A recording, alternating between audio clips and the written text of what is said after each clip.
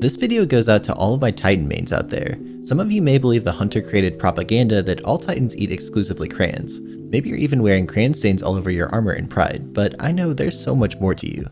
There's more depth than just punching things, dropping Word of Dawn bubbles for teammates, and slamming into bosses with Code of the Missile. Titans are the defenders of the city.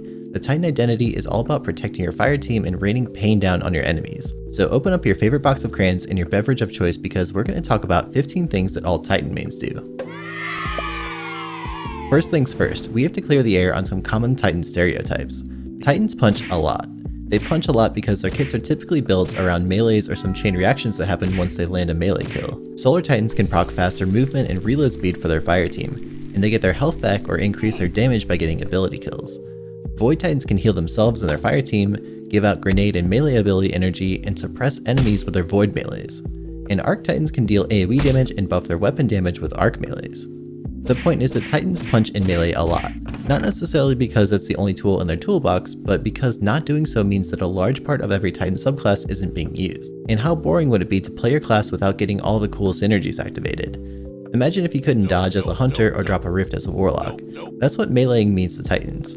Remember this the next time you play a Titan that's playing extra aggro. They're just playing their class the best way that they can, which can put them in some bad situations. Here's another one that we should remember. Remember how powerful Behemoth Titan was when Beyond Light first launched? After a series of nerfs, the Behemoth hasn't seen nearly as much action these days. I'm not sure if there's a way to track exactly how much they've dropped off in popularity between Beyond Light and now, but just think to yourself how often you see a Behemoth in any PvE activity. I seriously could probably count on one hand the amount of times I've seen a Behemoth Titan this entire season outside of PvP. They still do have some strong Crucible builds, like using various aspects and fragments to generate damage resistance and overshields, and with the right setup, they can be incredibly oppressive even if the popularity has fallen off a lot compared to the easy win playstyle of the original Behemoth. But in PvE, things are in a dire state for the Behemoth mains out there. It's not all that surprising that the popularity has dropped off a bit. At this point, it's basically just a slightly different Fist of Havoc super, which if you don't remember was the biggest criticism when Behemoth was first shown off before Beyond Light. Now the super is so slow and clunky in a world with countless transversive steps, top tree dawnblades, and stompy hunters running around everywhere. It feels a bit like playing in quicksand. And it doesn't have the same stasis utility of something like the Bleakwatcher turrets in PvE from the Shadebinder Warlock. I'm still hopeful that the Behemoth Titan might be a bit better one day in all activities and they find the right balance, but I think it's more likely that the Titan mains out there will just have to live with the memory of Behemoth strength at Beyond Light's launch. Cross your fingers that the Void 3.0 subclass update will add some of the fun that Behemoths had originally back to the Titan class. Speaking of Void Titan, how many Titan mains out there are a little tired of always having to play the Ward of Dawn Bubble Bro in PvE? Drop a comment below so as you scroll through all of them, you can see how many fellow Titans out there feel exactly the same way as you do. If you were playing Destiny 2 back in mid-2019, you'll remember when Weapons of Light was added to the Word of Dawn super. It wasn't always part of the top tree Void Titan. In Destiny 1, the Bubble Titan could choose to buff their teammates with Weapons of Light, Armor of Light, or Blessing of Light, but these choices were removed in vanilla Destiny 2 and originally the bubble only provided Armor of Light while inside of the bubble. You needed Saint 14's helmet to get Blessing of Light, and Weapons of Light just wasn't on the table yet. Back in that era, there were very few damage buffs. Guardians in those days were just so much less powerful than what you experience today in Destiny. Since the update, the go-to class for PvE on Titan has been the Ward of Dawn because of that massive weapon damage buff you get for just stepping into a bubble. This is a pretty long buff duration considering that all it takes to refresh it is taking 2 steps backwards into the bubble. Both Well of Radiance and Ward of Dawn are 2 supers in Destiny that are just insanely powerful in PvE. Compared to all the other subclass options you have available, it can make PvE feel really boring running the same thing all the time. You could swap to something else, but everything else feels like a downgrade, or worse, you get flamed by your teammates because now it appears you're making the rest of the fire team's experience even worse. The Cuirass of the Falling Star did make the Missile Titan better, so finally there's another option for PvE, and of course we do have the Ursa Furiosa, but I'm ready for some more options to run in the Witch Queen. That brings me to the next thing that should hit close to home for every Titan main out there, dreaming of new supers that are more than just the same melee but a different flavor. Like I mentioned about the Behemoth, the second the new super was announced, a lot of players said, okay, Revenant and Shadebinder look awesome, but Behemoth looks like the exact same thing as Fist of Havoc but just with some icing on top. And before Behemoth came out, even top and bottom tree Sentinel were mostly a melee-based super. Sure, you could throw your shield, but the cooldown until the next shield throw was so long that you were forced to use the melee shield bash for most of the duration. Forsaken gave us the middle tree Sentinel with the most unique trait being the Void Detonators. This made the shield throw's cooldown significantly faster, which helped Sentinel become more than just a melee-based super. Sometimes it feels like all the creative juice goes towards Warlocks and Hunters, and for Titans, the message is just punch more. And we all know how janky the melee system in Destiny can be. Just the thought of whiffing a melee makes my blood start to boil because of how many times it's happened to me in PvP. I've lost count of how many deaths this has caused for me. We're about to enter year 5 of Destiny 2, and perhaps the most innovative Titan super has been the Middle Tree Sunbreaker. And this isn't saying a lot considering you're just meleeing with a large hammer now instead of your fist. You might think that Code of the Missile is unique, and sure, it's perhaps the most unique of the bunch, but it really is just a variation on the Destiny 1 super option, Death from Above. And with Bungie confirming that there's probably not going to be a new subclass until after all of the light-based subclasses get updated, we can only hope that somewhere on the roadmap is a new super for all the Titan mains out there. Now, I don't know about you, but as a community, we have a tendency to overuse our memes way past their best if used by date. The Titans Eat Crayons meme was charming and funny for a while, but at this point, it's about as original as playing triple Behemoth in early Beyond Light Trials of Osiris. Okay, that was a cheap shot at Behemoths, but maybe it's time to talk about the meme finally getting some rest. Maybe someone in the comments can come up with something new for the community to rally behind. Titan mains may put on a fake smile for the crayon memes, but I think we all know that you're cringing hard on the inside. If you're enjoying this video so far, hitting the like button means a lot to me, and it also lets me know that you'd like to see some more of this kind of content in the future. So I know a lot of Titans out there like making their characters look as wild as possible, with each piece of armor having a different color, but for me personally, I like making my Titan look like a space knight. And judging by what I see browsing the Destiny fashion subreddit, a lot of other Titans out there also fantasize about being a Destiny space knight. People play Destiny for many different reasons. Some play to get a vault full of god rolls, some players just like to shoot baddies with their guns. But at the end of the day, I think all of us are really after that drip, and what drip is better than looking like a futuristic warrior that's ready to save the universe? So it's funny that I should mention Titan fashion when pretty much every single Titan looks exactly the same from the waist down in PvP. Even after the Dune Marcher's nerf, Titans everywhere still wear them because there's really no other exotics that are nearly as good in PvP. One-Eyed Mask does get used a bit, but it's hardly as powerful as it once was. It requires a kill to proc it, so the uptime is nothing compared to Dune Marchers, which only require sprinting. You used to see a mix of Syntheseps, Skullforts, and Teus Wards and more, but these days it feels like Dune chains 24/7.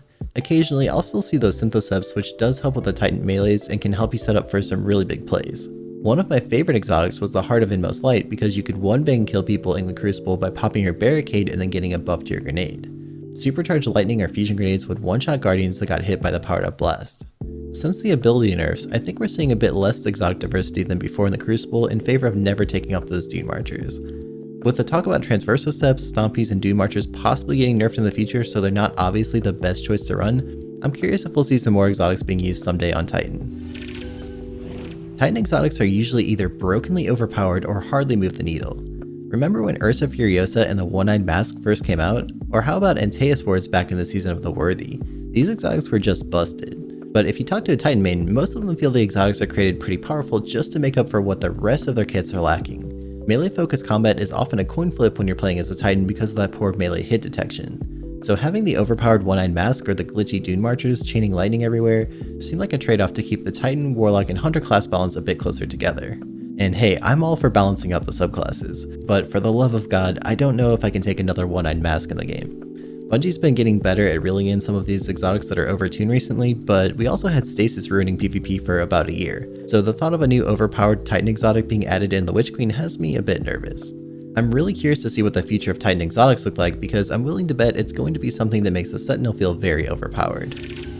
Titans get a bad reputation for thinking with their fists instead of with their head, or if they're wearing the insurmountable Skullfort and constantly leaping headfirst, then I guess they're thinking with their heads but just not very wisely. While this is definitely true most of the time, it's just because of how satisfying it feels to get aggressive playstyle kills in Destiny. Many of the best and most satisfying weapons in Destiny 2 have been close range weapons for a long time now. Titans also push too far ahead and too aggressively because there's a lot of ways to get health back on demand. There's Middle Tree Sentinel where you can heal yourself because of your Void Detonators. Bottom Tree Sunbreaker gets health back on solar ability kills, and the most Titan appropriate health regen of all is the Bottom Tree Striker that gets health back on melee kills.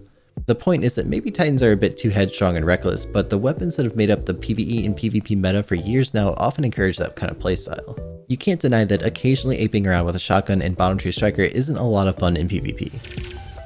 Right now, the Dead Man's Tail is still one of the most powerful weapons in the Crucible. And go look at Trials Report. You'll see that week after week, it's near the top of the most used weapons chart for PvP. And if you go look at Reddit, you'll see a few posts about how unfair it is to play against the Lion Rampant Titan using the DMT. Pretty much every Titan knows about this build now, and I think it could get even more use now that ability-focused playstyles have been nerfed a bit. This is such a fun and powerful build for PvP. You can get a lot of kills for free by flying high up in the sky and hip firing with extreme accuracy. It's a little taste of the same kills that a top tier Dawnblade player gets when they consume their grenade and fly around literally wherever they want. What makes this build so strong is that 90% of all combat in the Crucible is pretty much on the same ground level. That's where everyone expects to be fighting. But when you can get a leg up quite literally by being somewhere that they never think to look, you can get some really easy kills. And when getting that first pick is so important in Trials, this is a great way to make Hunters and Warlocks get a little bit annoyed. Another great build that most Titans know about but want to keep secret is using the Peacekeeper exotic boots with SMGs like the Multimach or the Shayura's Wrath. Peacekeepers reload stowed SMGs and greatly improve your handling and movement. Throw on some SMG mods on your armor and you're ready to dominate the Crucible. You can run through teams in 6v6 with some of the fastest time to kill weapons in the game and you never need to reload. And if you've ever used the max range or nearly max range Shayura's, you know that that thing is better than pretty much any auto rifle in the game, and it can even compete with hand cannons at mid range. Again, once we see players getting used to the recent ability sandbox changes, I think that we're going to see even more Titans trying out the Peacekeepers. But some things will never change, like Titans who wear only the insurmountable skull fort and go around shoulder charging everything in sight.